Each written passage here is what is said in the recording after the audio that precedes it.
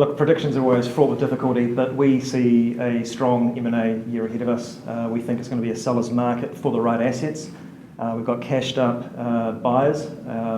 Private equity firms have had their biggest fundraise in the year, since 2005. Australian PE also have raised money, and the corporates have strong balance sheets.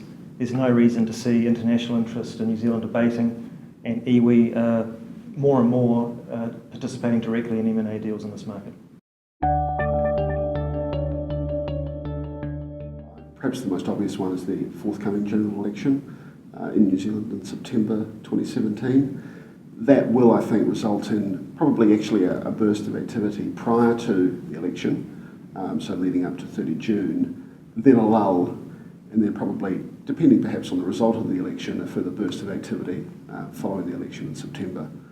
In terms of other potential potholes, I think we've all noticed that the last 12 months have been an interesting time for the world in terms of political developments and economic developments. We're probably going to see a continuing tightening of interest rates in the US, which will obviously have impacts worldwide. And frankly, who knows what's going to happen? I think if the last year's told us anything, it's that attempting to predict the future is a difficult task.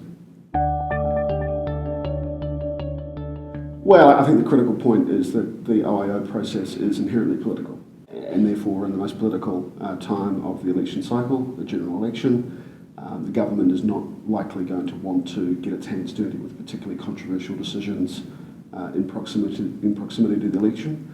So you'll probably see a slowdown in those processes if you're involved in them. And frankly, even if your process isn't controversial, the relevant ministers, if they're involved in the process, are going to be off doing something much more important than, from their perspective, than focusing on applications.